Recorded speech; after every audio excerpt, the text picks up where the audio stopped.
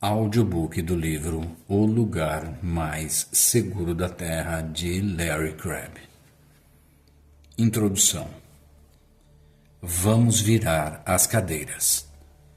Foi uma visão que não consigo esquecer. Já tentei. Nos 25 anos que se passaram desde que vi aquela cena, só alguns detalhes se apagaram. Os aspectos principais e mesmo a maioria dos secundários continuam tão nítidos na minha lembrança como se eu os houvesse presenciado ontem. Eu e a Rachel passeávamos em Miami Beach. Havíamos recentemente mudado do cinzento meio-oeste para o sul da Flórida e aproveitávamos a primeira oportunidade de visitar o famoso e ensolarado paraíso de veraneio. Uma quadra a oeste dos luxuosos hotéis à beira-mar, aqueles que aparecem em todos os cartões postais, havia uma rua bem típica de cidade grande, barulhenta, suja, com tráfego intenso de táxis, ônibus e caminhonetes de empresas que fazem reparos de encanamento. A rua era ladeada de escritórios, lojas e casas decadentes, e aqui e ali um arbusto verde despontava de um minúsculo quadrado de terra aberto no concreto. Uma nesga de céu azul só era visível se você olhasse diretamente para cima. Ninguém tirava fotos para mandar para casa ou pôr em álbuns. A certa altura, passamos em frente de uma varanda de madeira, com mais ou menos 3 metros de fundo e talvez 20 metros de frente para a calçada. Pelo menos 100 cadeiras estavam dispostas em fileiras arrumadas. Nenhuma delas se tocava, cada qual exatamente na mesma posição em relação às outras. As cadeiras ocupadas, e a maioria delas estava ocupada, acomodavam um homem ou uma mulher aposentada que fitava diretamente a rua. Não me lembro de ter visto ninguém se balançando, embora eu tenha certeza de que alguns deles estavam. Lembro-me nitidamente de que ninguém virava a cabeça para acompanhar algum táxi ou pedestre que passava ou para papear com o outro companheiro. Não vi ninguém de pernas cruzadas. Recordo ter visto as meias de uma das mulheres enroladas em torno dos calcanhares. Ninguém lia livros baratos nem jornais. Não se via nenhuma xícara de café, nenhum copo de chá gelado. Não havia conversa, nenhuma evidência de que aquelas pessoas foram criadas por um Deus relacional para desfrutar de relacionamentos próximos. A alma daquelas pessoas estava dormente, entorpecida, acho eu, por anos de relacionamento sem vida e conversas inúteis. Sem dúvida, todas essas conversas pareceram importantes na época. Negócios, encontros românticos, broncas nos filhos, cultos religiosos, mas talvez esses encontros com outras pessoas jamais houvessem tocado algo profundo bastante para estimular a vida. Lembro-me de pensar comigo: todos os que estão nessa varanda trabalharam duro a vida inteira em Detroit ou Nova York com o sonho de desfrutar a aposentadoria na Flórida. E agora eles conseguiram. Mas olhe só para eles. Todo o seu objetivo de vida deu nisso. Senhor, livra-me de viver de maneira tal que me leve um dia a ficar sentado numa cadeira ao lado de outras pessoas também sentadas em cadeiras, olhando só para frente, nunca nos olhos um dos outros, nunca conhecendo ninguém, nunca sendo conhecido por ninguém. A cena da varanda era inefavelmente triste. Não consigo esquecê-la. Enquanto passávamos ali em frente, minha mulher sussurrou. Não sei por que ela sussurrou, pois não havia ninguém ouvindo.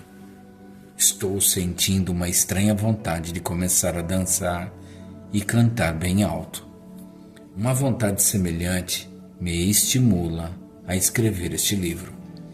Fico imaginando se o Espírito sente o que sentimos quando ele caminha por entre um grupo de cristãos.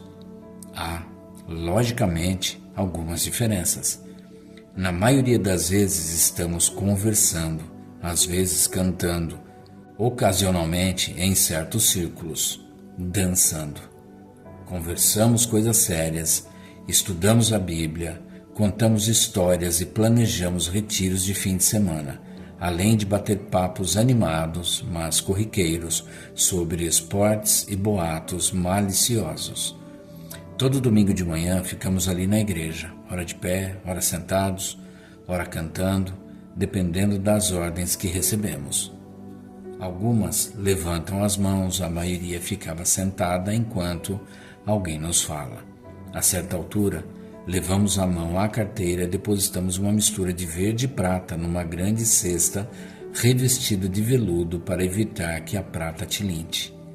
Fazemos muita coisa, mas me pergunto se o espírito, que vive num círculo com os dois outros, que estão sempre se relacionando, nos vê como eu e a Rachel vimos os aposentados na varanda em Miami, enfileirados em cadeiras e virados diretamente para a frente, sem vida nenhuma, circulando entre eles. Será que é assim que realmente nos mostramos? Um pastor que trabalha com pequenos grupos numa igreja de porte considerável me disse recentemente: nas reuniões que fazemos nas casas das pessoas dos grupos, todos fazem o que mandam os manuais, contam histórias pessoais, fazem juntos pedidos em oração, discutem coisas interessantes, refletem sobre os textos bíblicos, adoram juntos, às vezes até choram uns pelos outros. Mas falta algo que não deveria faltar, algo que todo mundo quer. Eu não sei o que é, mas falta alguma coisa. Mesmo quando alguns de nós nos reunimos para nos relacionar, será que de algum modo não guardamos nossa alma para nós mesmos, jamais nos reunindo de fato, sem dar nem receber aquilo que mais queremos? Outra pastora de pequenos grupos me disse durante um almoço: nós temos que passar para outro nível. Boas coisas vêm acontecendo nos nossos grupos, mas não aquilo que mais precisa acontecer, não aquilo que eu, de algum modo, sei que poderia acontecer. Depois ela me fez lembrar de Miami Beach. Disse: nós dispomos nosso corpo num círculo, mas nossa alma fica sentada em cadeira de espaldar reto, cada qual virada de costas para a outra.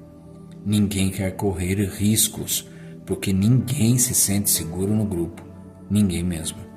Estou escrevendo este livro porque quero que viremos as nossas cadeiras. É preciso que nossa alma se defronte com outras. Depois quero que saiamos das cadeiras para nos ajoelhar. E antes de voltar às cadeiras, quero que lavemos os pés um dos outros. Quem sabe de modo figurado, quem sabe literalmente. Adoração, humildade, depois diálogo. Essa é a ordem. Depois quero que conversemos uns com os outros, não meramente para bater papo, mas para fazer uma diferença, para que penetremos em outra esfera, o mundo do espírito, onde as prioritárias têm prioridade e as coisas secundárias ficam em segundo plano. Quero que vivenciemos uma espécie de unidade que nos torne cientes do que temos de melhor dentro de nós e todas as coisas ruins que bloqueiam a liberação do que é bom. Uma unidade penetrante que transforme menininhos educados em homens e mocinhas doces em mulheres. Acho que era isso que o autor de Hebreus tinha em mente. Ele nos disse que jamais deixássemos de nos reunir com outros cristãos. E quando nos reunirmos, dizer e fazer coisas que transformem uma chama numa fogueira. Estimular a vida que o Espírito de Deus pôs dentro de nós para que assim possamos avançar por noites sombrias ou manhãs agradáveis com os olhos fixos numa realidade invisível. Ele nos disse para considerar, pensar seriamente sobre o que tudo isso significa. Contudo, não é isso que temos feito. Em vez disso, encontramos maneiras de participar da igreja, até de participar de pequenos grupos que não exijam uma conexão verdadeira. Maneiras de nos envolver com outros cristãos sem virar totalmente a nossa cadeira.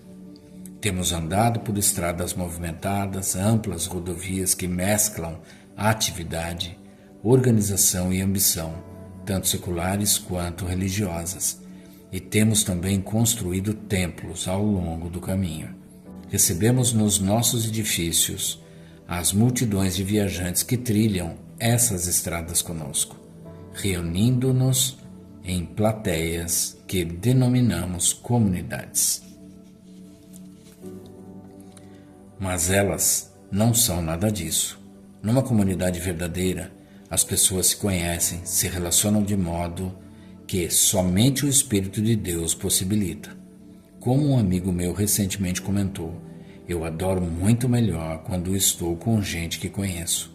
Os cristãos em comunidade só dão e recebem o que Deus proporciona por intermédio de alguns amigos que intimamente conhecem a Deus e uns aos outros, ou que, pelo menos, estejam sinceramente em busca desse objetivo.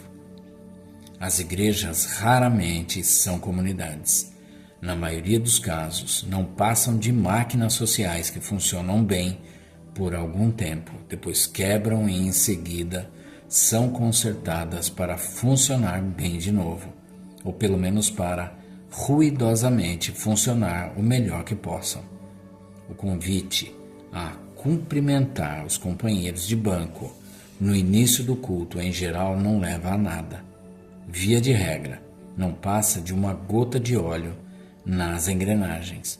Você poderia se apresentar como Beto ou Jorge, Rita ou Sônia, que não faria a menor diferença. Esses tipos de relações raramente resultam em comunidade. Mais frequentemente a substituem. O caminho do Espírito é muito diferente. É mais estreito, mais íngreme e mais reto do que qualquer outro. É um caminho trilhado somente por fiéis que celebram sua dependência de Deus e dos outros, virando a cadeira para uma pequena comunidade de amigos e permanecendo com eles. Por fiéis que encontram a força do Espírito de Deus para fazer essa comunidade funcionar. Eles sabem que Deus lhes dá seu Espírito e opera milagres tanto neles quanto entre eles, não porque eles fazem isso acontecer por meio de sua inteligência, mas porque festejam sua dependência e aprendem a ouvir a voz do Espírito. Ver Gálatas 3:5. Há muitos caminhos na vida, alguns bem movimentados, outros que atraem somente alguns peregrinos, mas só um deles leva à verdadeira comunidade, ao lugar mais seguro da terra, onde as almas se conectam e se transformam para sempre. Somos exortados a pensar seriamente nesse caminho e no lugar aonde ele conduz. É isso que pretendo fazer neste livro. Meu plano é escrever sobre a comunidade espiritual. Quero falar sobre o que pode significar para nós virar a cadeira uns para os outros e derramar em nossos irmãos e nossas irmãs a vida que há em nosso coração, deixando que eles também derramem sua vida em nós. Às vezes, é mais difícil receber do que dar. Nas comunidades espirituais, as pessoas fazem os dois. A parte 1 descreve comunidade espiritual. O que é comunidade espiritual? Como podemos nos relacionar uns com os outros de modo que o Espírito haja, de maneiras que os não cristãos jamais poderiam? O que é que os atrairia e os deixaria curiosos? Pessoas que não têm o Espírito muitas vezes se relacionam muito bem. Nem todo bom vizinho é cristão. e algumas delas têm gestos de sacrifício inspirador e muita bondade, o que então torna a única uma comunidade espiritual. Na parte 2, desenvolvo uma maneira de compreender nossas lutas, que deixa claro porque amigos espirituais e orientadores espirituais, os dois principais tipos de relacionamento numa comunidade espiritual, são mais indicados para nos ajudar. A comunidade espiritual é um lugar mais seguro que a comunidade profissional, embora para muitos o contrário tenha ocorrido. Contudo, quando a comunidade espiritual não é segura, não é de fato espiritual. Finalmente, na parte 3, apresento os aspectos práticos da minha mensagem, uma maneira de se relacionar neste mundo que define o que significa estar em comunidade espiritual. E isso exige que viremos as cadeiras.